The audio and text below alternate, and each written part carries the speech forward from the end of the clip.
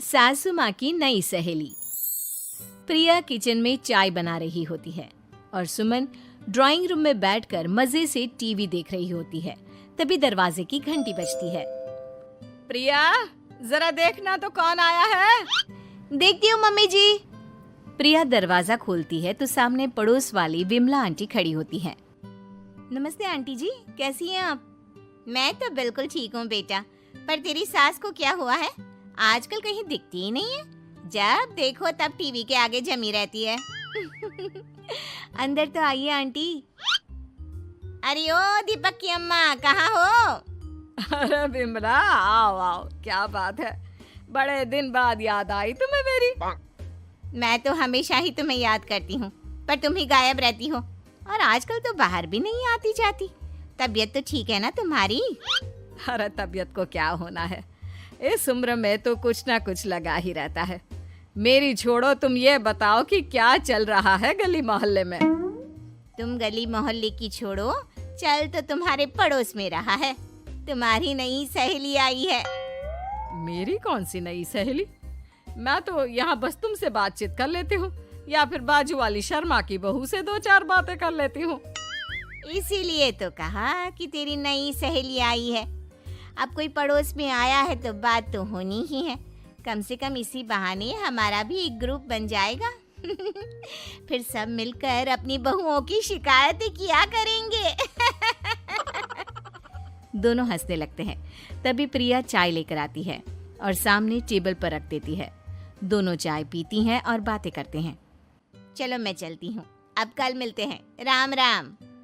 अगले दिन प्रिया किचन में कुछ काम कर रही होती है और सुमन आराम से सोफे पर बैठकर मटर छिल रही होती है। तभी डोरबेल बजती है। प्रिया दरवाजा खोलती है तो सामने उनकी नई पड़ोसन खड़ी होती है। जी, आप कौन? मैंने पहचाना नहीं। नमस्ते बेटा, मैं शारदा, आपके बगल वाले घर में अभी 2-4 दिन पहले ही शिफ्ट हुए हैं। ओह अच्छा अच्छा अच्छा, नमस्ते आंटी, अंदर आइए ना आप। देखिए तो मम्मी जी, आज कौन आया है। इतना कहकर प्रिया किचन में चाय बनाने चली जाती है। नई पड़ोसन को घर पे देखकर सुमन थोड़ा हैरान हो जाती है। नमस्ते बहन जी, मैं शारदा, आपकी नई पड़ोसन।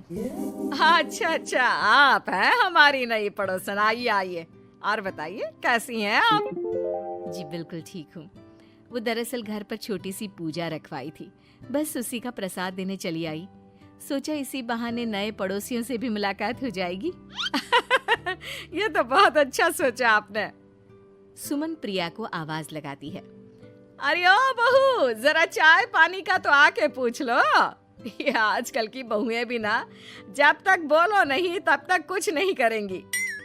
आई मम्मी जी। प्रिया चाय लेकर आती है। दोनों बैठकर चाय पीती हैं और खूब सारी बातें करती हैं। अच्छा बहन जी, अब मैं चलती हूँ, फिर मिलते हैं। अब तो आना जाना लगा ही रहेगा। शारदा के जाने के बाद प्रिया किचन से बाहर आती है। क्या बात है मम्मी जी, आप दोनों को देखकर तो लगा ही नहीं कि पहली बार मिल रही हो। आप दोनों तो बिल्कुल बिछड़ी हुई सहेलियों की तरह बातें कर रही थी। अरे जब दो औरतें मिल जाती है ना, तो बातें अपने आप ही निकल आती है। अब तू अपने काम पर ध्यान दे, बातों पे नहीं। ऐसे ही कुछ दिन बीत जाते हैं। अब सुमन और शारदा अच्छी सहेलियां बन गई होती हैं। दोनों एक साथ मंदिर जाती, मार्केट जाती और कभी कभी तो विमला भी इनके साथ मिलकर खूब हंसी ठिठोली करती। एक शाम तीनों बैठकर सुमन के घर पर चाय पी रही होती हैं कि तभी बहुत तेज बारिश शुरू हो जाती है। सुमन जोर से प्रिया को आवाज लगाती है। प्रिया, ओ प्रिया, देख कितनी तेज बारिश हो रही है। जाके छत से सारे कपड़े ले आ, नहीं तो सब भीग जाएंगे। सुमन 2 बार आवाज लगाती है लेकिन प्रिया का कोई जवाब नहीं आता। शायद प्रिया कुछ काम कर रही है, इसीलिए कुछ जवाब नहीं दे रही। अरे काहे का काम, आराम फरमा रही होगी महारानी। तभी प्रिया बीमार हालत में अपने कमरे से बाहर निकलती है। हाँ मम्मी जी, क्या हुआ? मेरी तबीयत थोड़ी ठीक नहीं है ना, इसलिए आग लग गई। अरे सारे कपड़े भीग गए और तुझे सोने से फुर्सत नहीं है। सबके सामने सुमन के मुंह से ऐसी बातें सुनकर प्रिया उदास हो जाती है और छत से कपड़े उतारने चली जाती है। सुमन, ये क्या बात हुई? प्रिया ने बताया ना कि उसकी तबीयत ठीक नहीं, इसलिए उसकी आंख लग गई। तुम भी ना खामखा उसे सबके सामने सुना दिया। अरे आप नहीं जानती शारदा जी, कुछ बहुएं ना बहुत आलसी होती है, घर का एक काम नहीं करना चाहती। ऐसा नहीं है सुमन, तुम्हारी बहू तो बहुत प्यारी है, तुम्हारी सारी बात भी तो मानती है।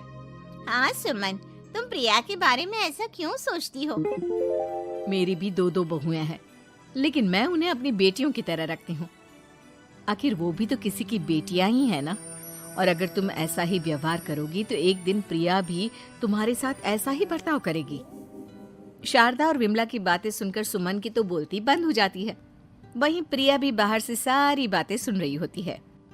अरे मैं कोई उसकी दुश्मन थोड़ी ना हूँ, मैं भी उसकी माँ हूँ, लेकिन कभी कभी सास बनना पड़ता है, नहीं तो बहुएं हाथ से निकल जाती है। देखो सुमन, ये सब सोच का फर्क है। अगर तुम ये सोचोगी तो कभी प्रिया को अपनी बेटी नहीं बना पाओगी। इतना कहकर शारदा और विमला वहां से चली जाती हैं और सुमन अकेले बैठकर उनकी बातें सोचने लगती है। अगले दिन प्रिया और दीपक अपने कमरे में बैठकर बात कर रहे होते हैं और सुमन उनके कमरे के बाहर कुछ काम कर रही होती है और उन दोनों की बातें सुन लेती है। दीपक, तुम्हें पता है हमारे पड़ोस में जो शारदा आंटी है ना, बहुत अच्छी हैं। अच्छा, ऐसा क्या हो गया जो तुम्हें वो इतनी अच्छी लगने लग गई? कुछ खास नहीं, बस कल जब मम्मी जी मुझे सबके सामने सुना रही थी तो शारदा आंटी ने मेरा साथ दिया। मैं तो सच में हैरान ही रह गई थी जब उन्होंने मम्मी जी को मुझसे ऐसा बर्ताव करने के लिए मना किया। अच्छा, फिर क्या हुआ? होना क्या था, शारदा आंटी तो मम्मी जी को समझा ही रही थी कि बहू को भी बेटी की तरह ही रखना चाहिए, लेकिन मम्मी जी तो मम्मी जी है ना, उन्हें तो मुझ में हमेशा कमी ही दिखती है। काश मुझे भी शारदा आंटी जैसी सास मिली होती जो मुझे भी अपनी बेटी जैसी समझती।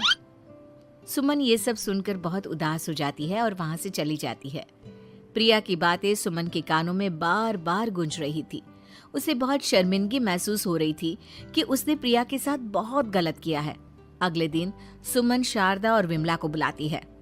क्या बात है सुमन, आज तूने ऐसे अचानक क्यों बुलाया? सब ठीक तो है ना? हाँ हाँ, सब ठीक है, तुम दोनों बैठो तो सही। तब तक दीपक और उसके पापा भी आ जाते हैं। प्रिया, तुम भी आ जाओ। क्या हुआ मम्मी जी, आपने बुलाया? हाँ प्रिया बेटा, मैं आज सबके सामने तुमसे माफी मांगना चाहती हूँ। मैंने आज तक तुम्हारे साथ बहुत बुरा व्यवहार किया है, लेकिन तुमने कभी भी मेरे साथ बुरा बर्ताव नहीं किया।